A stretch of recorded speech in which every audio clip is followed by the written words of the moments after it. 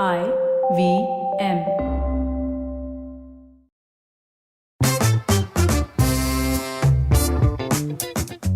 Welcome to Think Fast with Rinku and Rinku's friend. You are Rinku and I'm Rinku's friend. You know, I know you don't watch IPL. Basically. But yesterday's match, when we're recording this on a Monday, there's a guy called Rinku Singh. Okay, Rinku Singh is a legend. So Rinku Singh has been with in the IPL for a while. He's this guy. I mean, like, amazing story of a guy who, like, literally at one point the only option he had in life was get a job where he would clean like toilets, etc. Becomes an IPL player. He's been in the IPL for a while. Hits 5 sixes in a row to win KKR the match yesterday in the last over. What?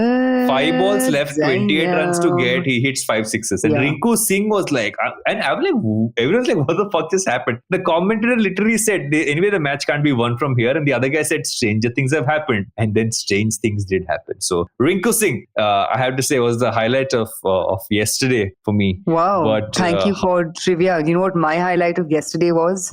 Taylor Swift and Joe Alwyn have apparently broken up. And Taylor Swift apparently is interested in this older man. Davidson. It's not Pete Davidson. Pete Davidson is like a bacha. Also, he's been like, Taylor's not that kind of gal. She's a classy gal. Famous last words. Sabke baare mein ye bola tha. We will see.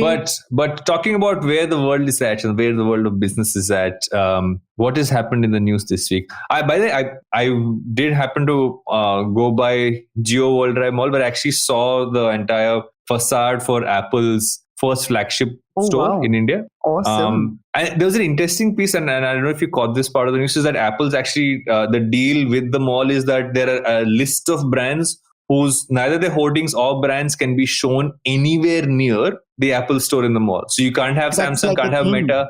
Yeah, they've actually, that's part of the lease agreement, that you will not have any like proximity of any of the other brands, be it advertising, be it anything else, around the store, which I think is, I never heard of someone putting that in a lease agreement, but it makes sense. Yeah. Dude, because they themselves will be like a pull towards a mall. You know, having that and that kind of, architecture, attention to detail, the amount of money that I'm sure they're spending on this store, itna to banta hai. But Delhi mein bhi aa raha hai. Next store they're opening is in Delhi, is what they're saying. But speaking of Jio and Reliance, Reliance has secured an additional credit line of $2 billion from 18 banks. After obtaining $3 billion from 55 banks. This is what happens when you do a gala like they did, that you have to take extra credit lines from banks. This is Gigi ka cost, Gigi, Gigi, Makadi and Jendea ka costs nikalne ke liye. But yeah, these numbers are too massive for me to understand, but that's a huge credit line. Zeros for Varun and me to comprehend. और क्या हो गया बताओ. Next, landlords in Bangalore now charge the highest proportion of their property's value as rent, edging out financial center Mumbai according to data from market researchers. But this is a thing, like apparently rates are jacking up in Bangalore and how, which is kind of surprising because the job market's been shite. It's not like companies are paying top dollars for engineers anymore. So actually the first question that came to my head was, when was this data, corroborated and put together? Because it seems like dated news that's perhaps having ramifications, right now. But unsurprising, man, tech salaries, this is what's going to happen. Yeah, but also you see this weird in real estate. I think someone tweeted the other day, and there's no substantiation behind this news, is the fact that in Bombay, people are trying to move offices away from BKC, which is so central, to going back towards South Bombay, which is town, where it used to be more expensive because that's cheaper now than getting an office space in BKC. So you are seeing this. I feel real estate is going to go through this wonky period because you went through almost 2 to 3 years of people not sitting in offices and suddenly going back, and it's just this market where there was a lot of like spaces to get. Yeah. And now there's suddenly like people are working out of different areas, plus there's hybrid going on. So you can't look at especially commercial real estate in the same way you did pre-pandemic. Has at least been a broader reading which I've had. Not to talk about the fact that there's also talk of you can buy properties in like smaller towns or coastal areas or like Dubai targeting, which is happening. So it's an interesting time in real estate. Yeah, I mean, you may say that, but like Delhi seeing something else happen, right? It's actually a very strong market if you're a buyer because you're getting, incredible rates. But, as sellers or even as, landlords for that matter, people are having to sort of simmer down and come back to planet Earth. But before we talk about the rent that I pay or how much you paid for your apartment, let's get into the wildest tweet storm-ish that happened this week, which was India's top EdTech founders' salaries. This was wild, bro. The numbers were quite something, weren't they? I mean, I was looking at that. 9.3 crores. Yeah. 9.3 crores, bro. Kiska salary tha? 9.3 crores. That was the physics wala CEO's salary. Wild. Yeah, 9.6 crores. 9.6. Alak Pandey's salary is 9.6. Missed by rounding error. Yeah, and even like the Baiju's founders is 73 for Baiju and 80 lakhs. But I'm looking at some of these numbers and I don't get the Alak Pandey number. I mean, 9.6 is like, I don't even understand how that is a CTC as a number. Yeah. And even the others like Lead, 1.5 CR, 1.6 CR to both the co-founders, Vedantu, 2 crores. Lead, however, seems to still be doing well though as a business. So but still, I mean, I would just look at layoffs in 1 second. Layoffs in 22-23, 160. And also revenue 141.5 CR. Again, this is not to judge, right? Yeah. Because it's their company, honestly, they can do what they want. Yeah. One is their company, and second is honestly, if they have board approval, who gives a shit, right? Like pay what, and I think the other thing that I want to clarify is nowhere am I endorsing that founders should not pay themselves well, because your job is to run the company and run the company like you would run, any other company. So I'm all for founders earning what is due to them. And honestly, like if the lead guys, can quantify and qualify that 1.5 crore comp, so be it. But I had a question for you. How do you think companies should think of founder comp? Because it's such a precarious topic, but how would you evaluate it? So, interestingly, I've been having some of these conversations, right? Saying, because I've never run a venture run business. I might be looking at having a business which is venture run. And that was one of the first questions which we had. And the more I've asked around, it's about if you are going to put a certain amount of time, effort into any business, you need to have a certain level of compensation built into it. It should just make sense from a broader scheme of things. And as long as there's sense to it, nobody's going to kind of like turn around saying, why are you putting that there? I feel this news became as big as it did also because of the fact that there were so many layoffs happening, like in the thousands in cases, like let's say, looking at Baiju's, looking at looking at Vedantu, etc. Where is this coming from, guys? But my question also is this, right? And I know this happens across companies. We don't know in these cases if this happened here, is that a lot of times when layoffs are happening, you have senior management who do either take a cut down or take lower salaries, or sometimes don't even take salaries, right? Yeah. And those have been cases that have happened. Like in all honesty, we've done that at Glitch back in the day when there was a point in time when we had to do huge cutbacks and stuff like that, and with our own scale of things. But in this case, we don't know if that's happening. If it's not happening, that's a whole different conversation. But it is happening, then it takes away the context of these numbers.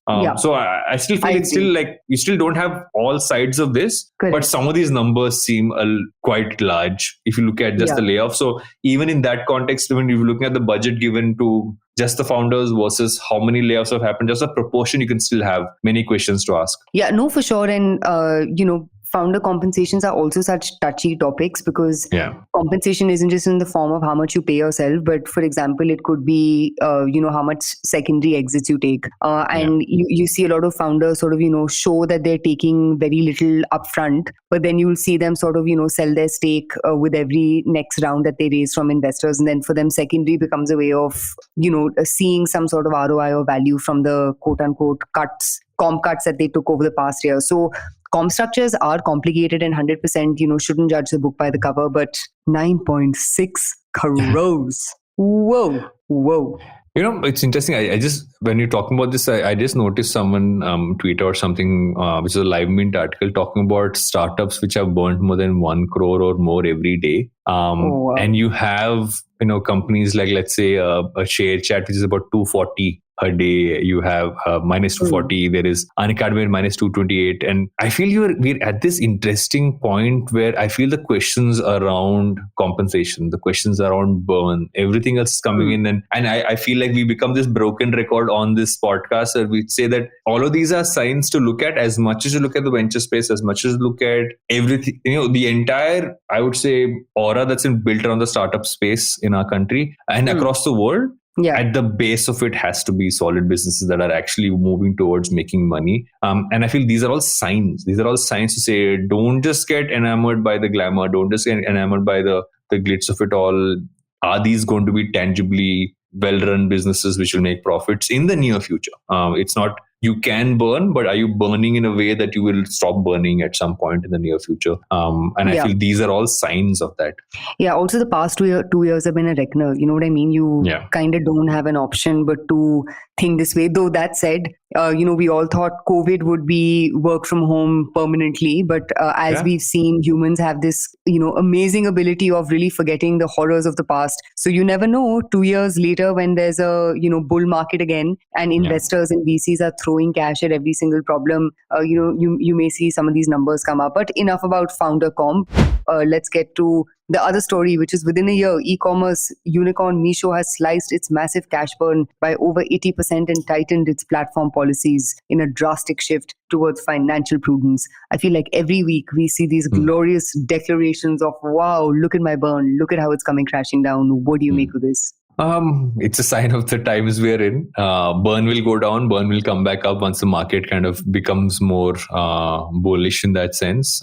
Again, goes back to saying, but at this point, how is this sustainable for the company to still maintain growth in the way it needs to in terms of way it was projected to? Becomes the larger question to ask. But I mean, prudence is always good, right? Looking at businesses with the sense of, okay, this is the maximum we should spend. This is the way to almost like tighten strings in that sense. Is always a good thing to do. And I'd say it's good signs. It's not great for any form of job loss, etc. But it's a good sign for a business to look at itself and say, okay, where can we make this a lot tighter? Why are you saying such generic things? What? Do you think Meesho will be able to survive in the next 18 months of... I don't know if the fact that they've been able to bring this down by over 80% is a good sign. So I'd say if I was unsure before, I'm a little more sure now is how I'd like to put it. Basically, it's not generic. I'm just saying things the way I think about them. I'm getting the nuance out of you. Wow, Varun, wow. And what's the second last piece of news to talk about today? Second last, क्या हुआ आज?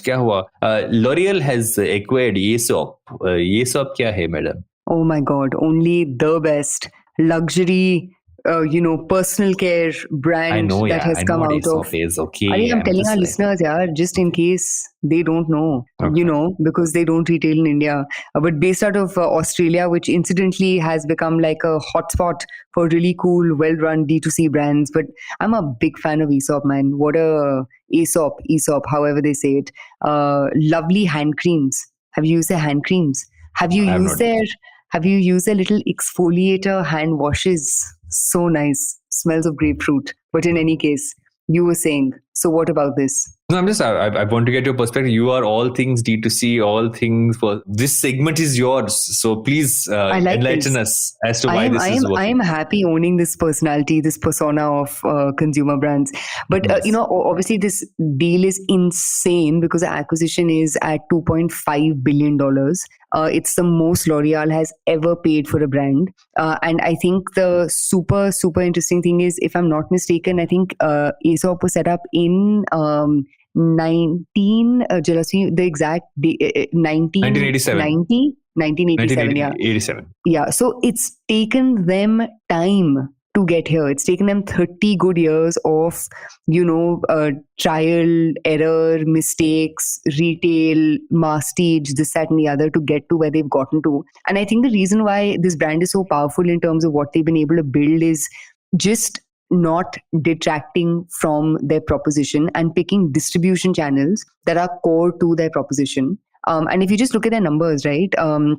Aesop sales have multiplied by nearly 20 and have gone from 28 million in 2012 to 537 million in 2022.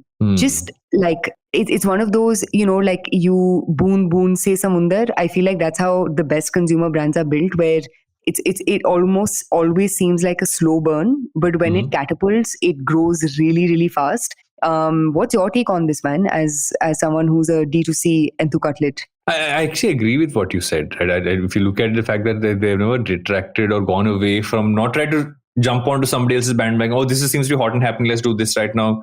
Seem to have stuck to their guns. And And that's what you want from a brand, right? You want it to kind of stick to what its core values are, not moving away from that for like short-term goals or gains, and really evolving in the right way. But I also feel they're a great example of building a relationship with a consumer base, especially in today's world where you don't have customer loyalty, right? Customer loyalty, especially in this segment, people buy products from different brands every single day. No one really sticks to a few brands unless, I would say it's only from like of the old, you have older brands who people still stick to of some sort. They're a great example of that. And I'm guessing that's why the acquisition is as large as it is. And how much does it help L'Oreal? Is a question which is there. Does L'Oreal really, how much do they gain from this apart from obviously getting a brand like this? Is there something beyond that they can gain? Great addition to their portfolio, dude. They beat the LVMH group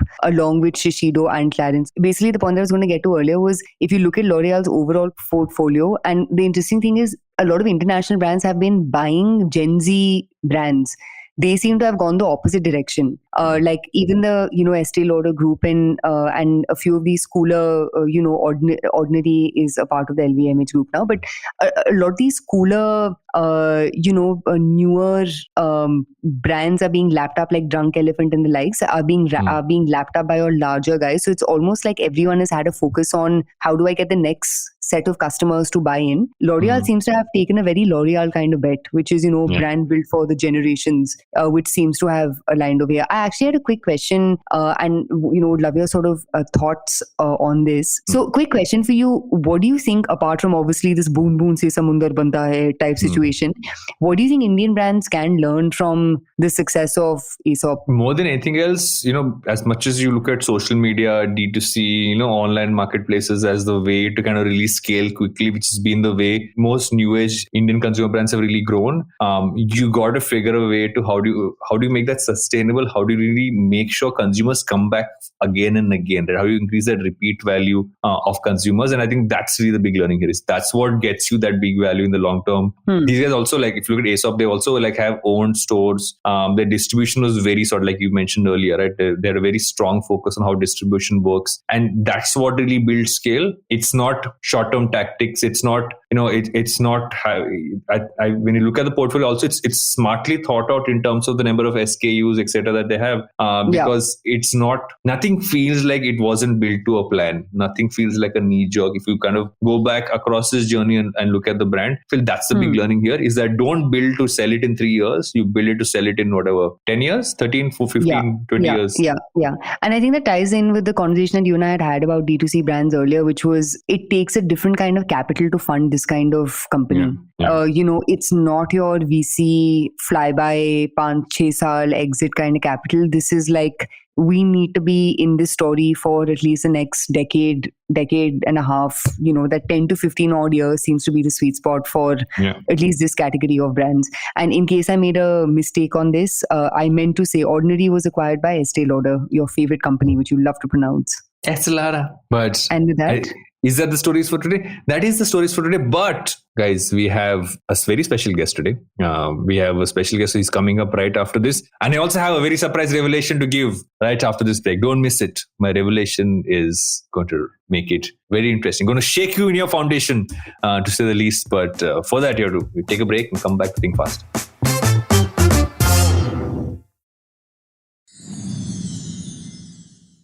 Ladies and gentlemen, I have an announcement to make. मेरे makeup खरीदा अपने लिए. I have bought makeup. I own foundation and concealer for myself. Welcome to Think Fast with me and someone who's like, what the fuck do these guys say at the start of every episode?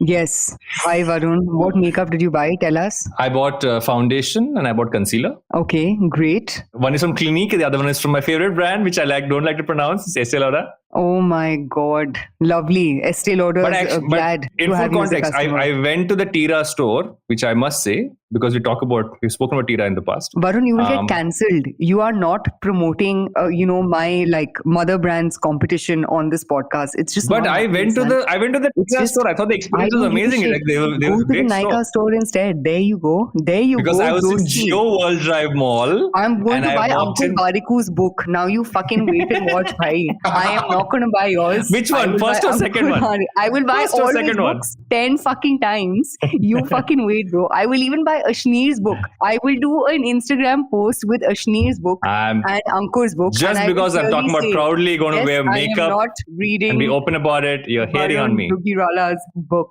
You're hating on me. Case, we have a guest. Yes, we have a guest. Welcome back, Think Fast. We're still talking through the show and we have a guest. Will you please introduce our guest? Since you have button to not guest to introduce himself, please, Suchita, do the honors. I will. Since you have, yes, you please go. So guys, we have the loveliest, person joining us on our podcast today. His name is Mr. Pranav Manie, and he's joining us from the Gurgaon, which is the NCR of the Delhi. And Pranav, the reason why we know Pranav is because he runs this excellent podcast. I'm saying everyone doesn't run a podcast. Varun and I are the only losers who have podcasts.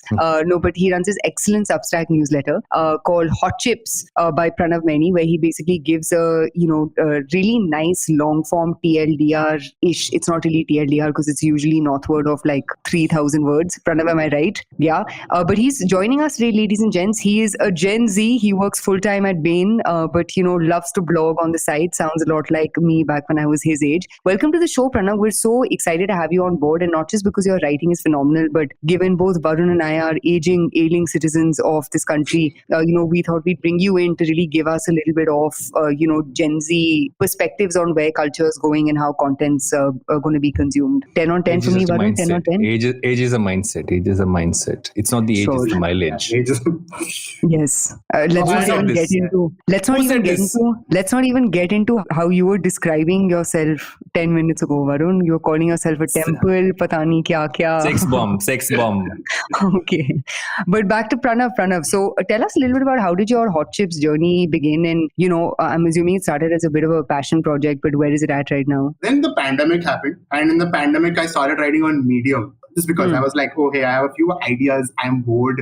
Ho gaya college se jo nikala tha nikal liya. So I might as well give it a shot. We wrote a few pieces, again, around culture. I would say very much the predecessor of like what my Substack is now. Yeah. In March, I co-wrote a piece with a friend of mine, Paridhi. She has a lovely newsletter of her own called Opium of the Masses. I co-wrote a piece with her. We've been friends for a while.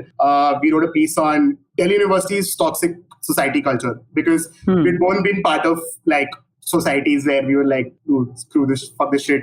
Like, this is crap, right? And we've all been sold that dream that, societies are nice, all of that, etc., etc. Yeah. But it had morphed into something completely something we didn't understand at all. We wrote a piece about that, and the reaction that we got was insane. We were getting mails from juniors, from people who were in the pandemic, who were like listening to who had no job listening to seniors, who were like demanding insane stuff from them. But like, and in the pandemic, you're like, ghar chalana hai, you have to take care of so many things, right? And we were getting insane mails from juniors and our peers, and for once I felt like, I started a conversation somehow, right? Felt like I gave back to college, even though all I did in those 3 years was take from it, like bunking classes. And I think that's when I realized that, I could, do something with this. I don't know what, but I could just do something with this. So I think in July when my job started, I decided to job ke baad kya karu? 9 to 8 to ho gaya, uske baad what do I do? So I decided, you know what, I have a few ideas, might as well just try it out. So my first piece was about, all I do is music. I do hip hop. I listen to hip hop all day. Like that's all I do. And I was really interested in how music streaming payments work. Yeah. And I tried to dive into it, read more about it. And somehow was lucky enough to be able to interview someone at Sony India through a friend, Sony Music. And he gave me a breakdown and I was just nerding out. I had so much fun. And after I wrote that piece, of course, it did okay, etc., etc. Some people read it, they liked it. But I realized that, I enjoyed this. Like, let's just do it. And I like to think that Hot Chips is still a passion project. I've written a bunch of pieces since then because there are obviously times where I don't feel like writing, and I'm like, I can't force myself to do it. right? But yeah. So what have been your top 3 posts? I think one was that Alcobev one, which is how I got introduced to your Substack. And then there was obviously that kick-ass one that you did on coffee. And I think the thing that's interesting about your posts is you talk a lot about even the data behind not just data, but an understanding of demographics, growth numbers, so on and so forth about each of the brands that you cover. So tell us, very quickly a little bit about your process. How have you found resonance with consumers? And then we jump into all things Gen Z. I mean, I don't know about resonance with consumers, but when I wrote Alcoholics Autonomous, I think when I came up with the title, I knew I had something. I was like, And that piece simply came because I was partying. Like, that's it. The sole reason is I was like in Gurgaon, I was partying quite a bit and like got drunk a few times. And I was like, Daru to sasta kyun hai yaar? And I wasn't satisfied with the answers I found online. So I was like, what if I, dig deep into it, see who I can talk to? And I did that. And when I wrote it, I realized that, I had come up with something. I thought it would do well. Of course, I didn't think it would do as well as it did. Few people retweeted it and it blew up, and of course, like, I'm very grateful for that. But like, I learned a couple of things from it. I think A, of course, the process of writing, but also B, the process of how social media and Twitter work, right? And how inflection points happen. Like, there's that one person who retweets and like things blow up, or there's that one person who doesn't retweet and things don't blow, right? Or like just how, or the time when you tweet it, right? Or why you put a thread for an entire blog post, right? Even though you don't really have to, or why tweets with links don't do well, and now they do even worse than they did before. Things I learned across time when I did Alcoholics Autonomous, when I did Boom Roasted. Again, like, and when I came up with these titles, I was just like, इसमें X factor hai. And hip hop piece is something I've wanted to do for a long time. Like, that's something I just knew that I didn't have the sort of, like, I was like, how do I reach out to artists and people, right? I'm not really an insider in the music industry. And then after a while, I decided that once I had the writing chops to pull off something like this, where I was like, can I connect multiple threads? Then I was like, okay, I will spend as much time as needed to, interview artists, to reach out to artists. I know that I reached out to the first artist, Karun, on October 30th, 2022. I interviewed him in like December something. 1.5 months to interview an artist. I'm telling you, interviewing artists is a long drawn process because you have to deal with like, scheduling issue hai, ye issue hai, wo issue hai. But yeah, I think a lot of those things I realized about, right, not just writing, but also like the marketing side of it. Right? Why that is important, even though it's not necessarily the nicer side of it. Yeah. It's like a necessary evil. Yeah. Let's get Varun in. So, just look at the broader Gen Z context, right? I mean, if you look at just generally culture as it stands, there's always this viewpoint where you have older folks like me, maybe Suchita, she's getting older as well, who get perception. We all look at culture from a certain sense, but if you look at the generation which is at its like, inflection point, and actually I feel Gen Z is kind of going beyond the inflection point and Gen Alpha is kind of kicking there now. How do you see culture in general? Because I thought the piece around just the alcohol piece, you actually got deep down into history, but you also gave it context for where things are right now. But when you take a bit of a macro point of view, look at culture as it stands, especially from a Gen Z perspective, what are things that most people don't get, which they should get? It's a tough question because I have a younger brother and he's in class 10, he's 15. I'm Gen Z, he's Gen ZZ, right? At some points, even I'm like, what are these fucking memes he's looking at? Like, what are these, right? Like, these are more unreal than memes I used to like see or whatever, or my friends used to see. And at some point, that generation gap will exist where you're like, oh, hey, I feel like that something is just off. But I think the one thing that, people often miss is how embedded, like, we talk about culture every other minute, every other second, even when we don't realize that we are talking about it, even when we don't realize that our mannerisms are often influenced by these things. Like, for example, I know that my personality, I can boil it down to like 4 or 5 things, and like half of those are cultural. They're embedded in the culture of our times in some way, right? I know that I'm interested. What would be like a cultural aspect of you? For example, a cultural aspect of me is, for example, me being into hip hop, right? Me being into hip hop gets you into things like sneakers, right? I mean, not that I own a single pair of kicks yet, but like it gets you into things like sneakers. It gets some people into the whole lingo side of it, which can often be cringy, but it exists, right? It gets you into memes, like very, very interesting. So, for example, one of my favorite meme formats is now, even though now that he's been cancelled for all the right reasons. So don't say Kanye West. Unfortunately, I was going to mention Kanye West. Oh my God, cancelled. Yeah, I mean, so I have a history with Kanye West because childhood and all of that, but adolescence mostly. But there's this like variety of memes where you have a lot of these clutch basketball or clutch sport moments where the player is scoring like a bucket at the last second of the game, right? And super thrilling. And the entire video is in slow-mo, but it's scored to Father Stretch My Hands Part 1 by Kanye West, right? And like when the beat drops, then the bucket happens, and the basket goes down. Right. And so it's those weird ways, or for that matter, the weird ways in which we find different parts of culture meshing together. Like, for example, one of my favorite memes from last year was this meme where the Batman, the Robert Pattinson Batman, which is, I think, my favorite movie from last year, how it was meshed with one of Playboy Carti's songs. Right. And at first glance, you're like, why? But the second glance, you're like, oh, it actually works because of how entrenched Playboy Carti is in punk culture and how the Batman is scored to Nirvana, who like the epitome of punk culture. So it's these weird ways in which we, like, I think we're also constantly surrounded by culture in a lot of ways. And we're also now being forced to question with like, oh, what is the definition of culture? Does it just extend to pop culture? Or does it just extend to, like, for example, I consider the things that we post on Twitter or the things that we post on LinkedIn also culture. Right? Because they define communication. They define the ways in which we talk or which we speak or which we present different things, right?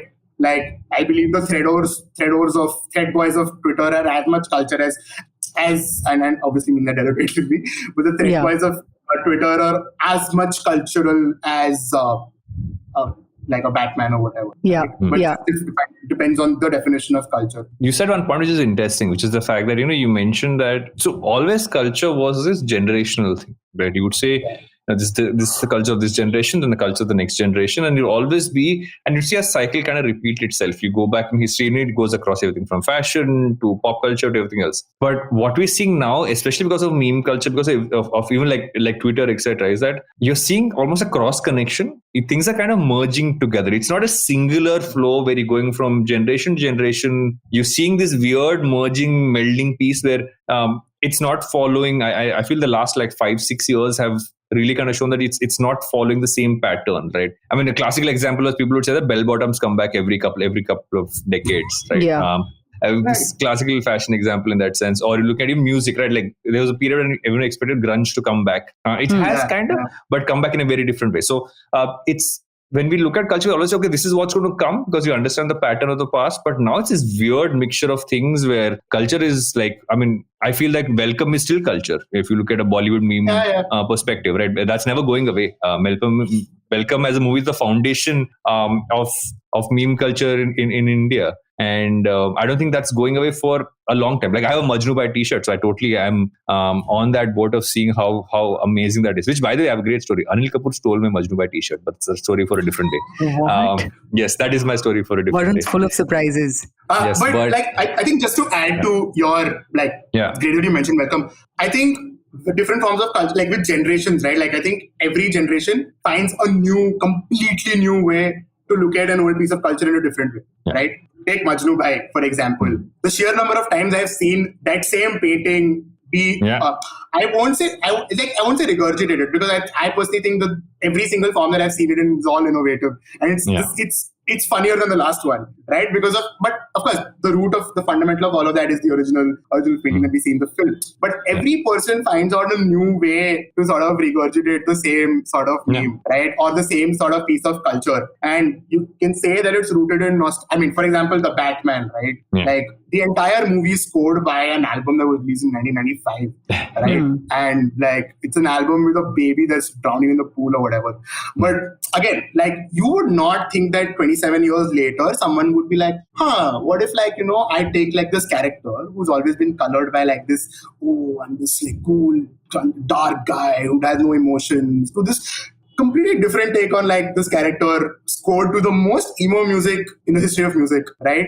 And again, it's very much part of how we view culture. I think the fact that it comes up like different pieces of, you can't predict it. Like you can't predict that, every 2 years bell bottoms will come back. You can't predict the life cycle of culture. But every now and then some person will find a different way to look at things and will probably cross it with something else, and you'll be like, wow, that's interesting. Like I never looked at it that way, but like it makes a lot more sense that now. For example, how we look at Om Shanti Om today, right? Or how we look at Mehuna today. Back then, we didn't really have the brains to look at, like if you look at Om Shanti Om today is literally that entire Met Gala became, not Met Gala, the Ambani Gala became about Om Shanti Om. If you think about it, like half the memes are focused on that. I mean, I'll never forget the fact that you look at Bhumi Padnekar's dress and that meme which said that is Jhumar ke niche milegi Shanti Priya ki laash.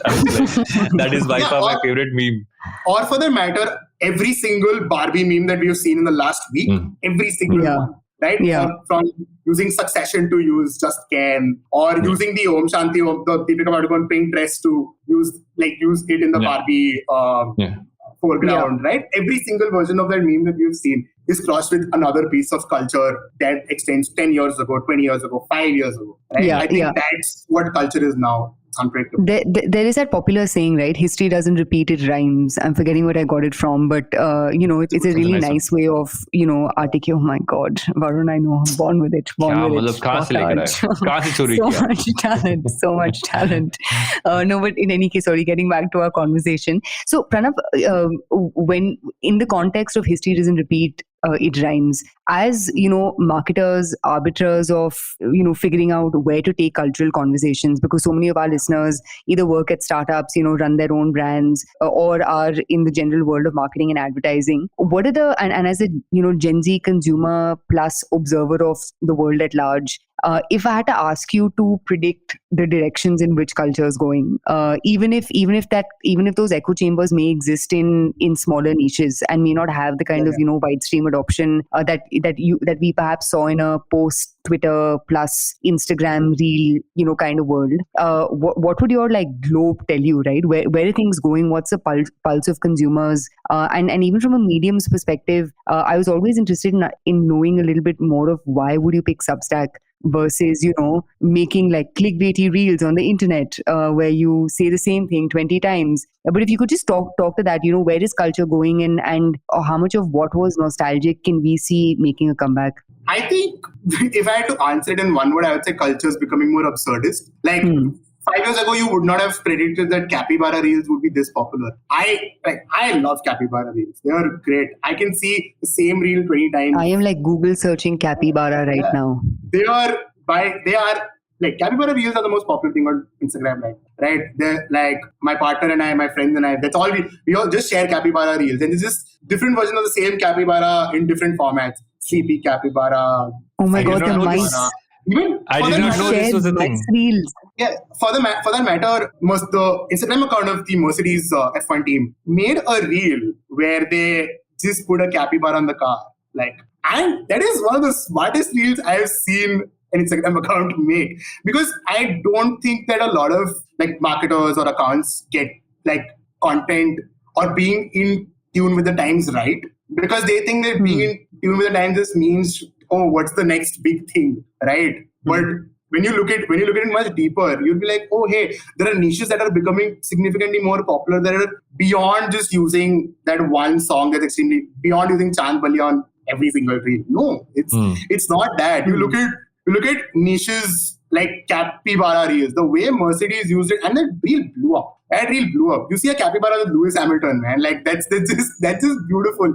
And that's also partly popular because you can say that, Drive to Survive happened and that made F1 more popular. And then this came in and this made it more popular. Again, it's an intersection of cultures. It's an intersection of cultures that you'll never see coming, right? But the only thing that I think marketers can, I'm not I'm an expert on marketing and I'm sure marketers know the job better than I do, but I feel like brands need to reframe their idea of what they think is being in tune with culture, right? It's not just कि जब भी बड़ा Shahrukh Khan movie आया तब हम उसपे memes सारे बनाएंगे, right? It is not just that. और सलमान खान आया उसपे we'll make every single pun on Tiger possible. It's not that, right? You'll have to be smart about it. You'll have to be smart about the reels that you see. You'll have to make sure that you're not tuned into what the algorithm tells you that कि यही एक गाना की सारे reels तुम्हें दिखा देंगे. No, you have to be smart about it. You have to curate your content in a way where you understand what are lakhs of people in India or globally thinking. That's so well put, Varun. I think the most articulate person on this podcast ever, between you, me, and Pranav, is Pranav. Slam dunk. I agree. You won the competition. So, I mean, like, for instance, like, I didn't even know capybara reels were a thing, right? And now I'm looking at it on the side while you're talking. I'm like, this is interesting. I want to go down this rabbit hole today. So that brings me a broader context. Like, if you are a marketer today, how do you even keep tabs? Do you need to, like, I remember a while back I was talking to someone who said that I will only hire people in a certain age group because they get with what almost the pace and flow of culture is, because anybody older, as much as they might try, they're never going to be as latched on as someone who is, let's say, between the ages of 18 and 24 will be. And I feel that kind of holds true. The more the internet, as you said, the weirder the internet gets, the weirder culture gets. You need people who are almost like you're flowing through it. You're not trying to figure it out whenever you need to make a tweet. I think that generational gap is probably going to reduce over time, because we are someone who like I'm an internet kid, right? I've known how to use the internet for quite a while. Of course, the internet is expanding in its various forms and formats, right? Where, like, the other day I heard someone sent me a song that was a Doraemon disc, and apparently it's by a 19-year-old from Delhi, and they call themselves Gauntlet 2.0. And I heard the entire song and I was like, what the fuck? What brain did this come from, right? And that is unhinged, Gen Z, whatever. Person has 20,000 monthly listeners on Spotify, right? I personally think what it is going on? Exactly. And I am 23. I'm probably 4 or 5 years. This is a person who gave their 12th boards, right? I'm just like, what the hell? And I hear that it's coming from some random Discord server, and I'm like, wow, this is a whole of internet I've never, like, I'm not even going to go, because I know I'm going to go insane with the million Discord servers that exist, right? Like, you never know how unhinged those could be. But I also think that it's just going to be, I would say, harder, but also significantly more interesting for marketers to be like, oh, hey, what is the thing that we should be tapping into today? What is the thing that we see that, oh, hey, this is something that is also in line with our brand. If our brand is something that, if we're goofy, right? Like, if we're trying to portray ourselves as being goofy or being smart or being intelligent, or just like the personification of Bruno Mars from Lazy Song, if that's an entire brand, what is that we see on Twitter or we see on Instagram or TikTok that we think is going to resonate with us, right? Yeah. And I think people need, I think marketers, brands need to be smarter about how to integrate those two things. Like reels like these exist. Accounts, like brands, are already doing this. But I think it could happen at a much larger scale. So where would you see communities really lie today? If you look at the word community, especially with the way, because the idea of the internet was like almost like a huge community, and then you'd build like smaller cliques. But now you're almost seeing way more bubbles now. We're all, everyone living in their own bubbles in that sense across the internet. Sometimes you pop into somebody else's bubble. But as you see this going ahead, especially if you're looking at mediums like, let's say, Substack on one end, looking at Twitter communities are like, I've generally been iffy about how well that works. I don't know if you have a different perspective. I'm still a Reddit user more than anything else. But how do you see community playing into this? I think communities have become significantly stronger over the last 3-4 years. And I think my thoughts are obviously colored by the fact that I've used Twitter for 2.5 years now. And I think communities, like, you look at how people describe Twitter, startup Twitter, leftist Twitter, right? Investment banking Twitter, like there are ways in which people describe Twitter, right? And there are no, there's no Discord server or Mastodon server that says, okay, you enter this place, that this is your space, right? The spaces are blurry, but they're also kind of well defined, right? Like, they seem blurry, but you know that, oh, hey, if I follow an XYZ account, if I follow a mock Chamat account or a high yield Harry, right? Or a Nikita Beer for that matter, I know I'm entering a certain circle, right? And I think that, or film Twitter for that matter, if I am following this particular account or that particular account, I know that I'm going to possibly follow other similar accounts. I think pre-Elon Musk, I think community discovering was much easier on Twitter. And there was a significant possibility that you could also find people, make friends with those people, even without having these well-defined boundaries of what film Twitter is, or what this Twitter is, or what that Twitter is, right? But these boundaries do exist, even though they are not actual lines drawn like you would see on a Discord, right? So I think communities would become significantly stronger. I also think they might have the potential to be more alienating, because I don't it's just the way of the internet. right? Yeah. It's the next generation that's going to grow up without TV, or they're going to choose to grow up without TV more like, right? They're going to be tuned in. They're going to be more terminally online than any of us ever have been, ever will be. And I personally think that I'm more worried about what the next generation of this is going to be, because they're possibly going to be edgier, they're possibly going to be smarter, but they're also possibly going to be unhappy. It's very likely. It's something that I think is going to happen. And I think communities are a double-edged sword that. Last question for you from me, which is, what is the next topic that we can expect to find on Hot Chips? Oh, I did say about this on Twitter as well. My next topic is on live gigs in India. I have a personal mission to go to as many live gigs as possible, and I've already been to like 4 hip hop gigs this year. I'm a huge Caesar fan. I will be like, ye show kar rahe, main aa ja raha hu, right? So I want to expand that. I want to do it with more genres. I want to do it with bigger festivals. So I've been interested in music and live gigs for a while, and then I was like, why not write a piece on this? So I am nearly done with it. I think it should come out this weekend, hopefully. And I think it's something that obviously I'm excited about it, but it's also, every piece is more ambitious than the last one. But this is going to be 14,000 words. No. Not ambitious that way. Like ambitious in terms of the narrative that I'm trying to draw, because this is where I am. This is also thoughts on like where I feel like consumer entertainment in India is, and obviously I'm as a Gen Z, I'm obviously passionate about million OTT channels or like million subscriptions to pay for, right? So that way I'm interested in where it's headed.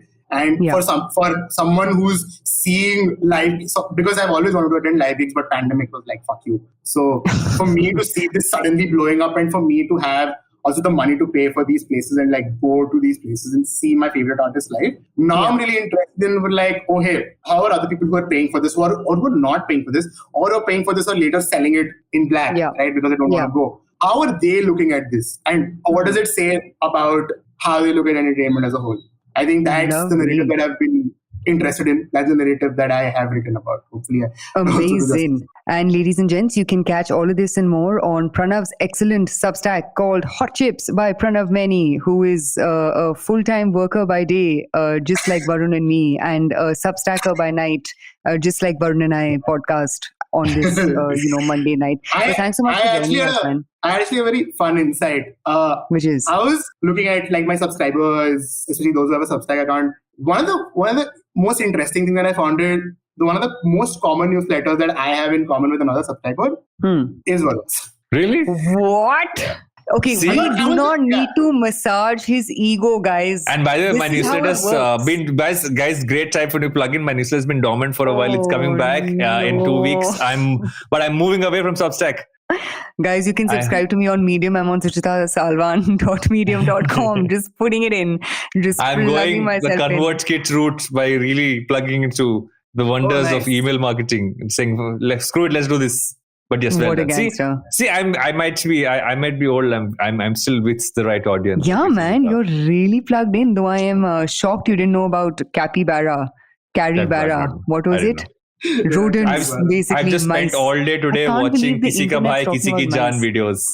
What the hell, Varun? There is an entire couple of threads on Twitter of people claiming Salman's body is VFX versus him having a paunch. You go down that rabbit hole. I don't know which is more, the paunch videos or the VFX abs videos. And then suddenly someone put Akshay Kumar in between for some reason. So I'm just going down that rabbit hole. Love this. Okay, let's not tell Pranav about your fantasies too much. Thank you so much for joining us, Pranav. Thank you so much. It was I'm actually quite tuned into Insta celebs gossip. So that's lovely. Bolly gossip. Bolly. So Bolly I am gossip. very tuned in. Yeah. But thanks, man. Thanks, bro.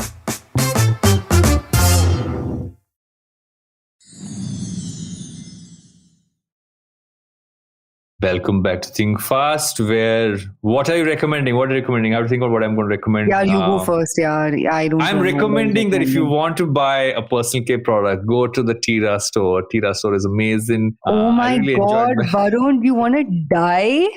What is wrong with you? Oh my God, you are cancelled. Guys, if you want to read a book that actually is interesting and makes sense, please buy Ashneer Grover or Ankur Warikoo. There you go.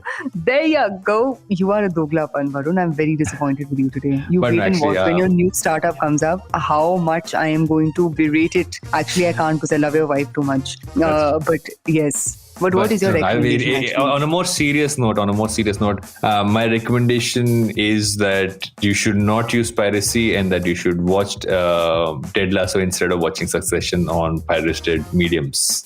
Yes, please. And you should also drink Patanjali ka toothpaste while you, do whatever. And actually, a great podcast to listen to. I actually have podcast recommendations. This is very random, like go on rogue on this recommendation section. There's a podcast called The Great Creators, which is Guy Raz's podcast. It has a very interesting episode with Jason Sudeikis, which you should listen to. Very, very nice episode. And so check that out. It's called The Great Creators. Such a sweetie. So before we digress and Jealously makes us log off, that's it for this episode. We shall see you all next week. Yay! Kisi ka bhai, kisi ki jaan. What the fuck?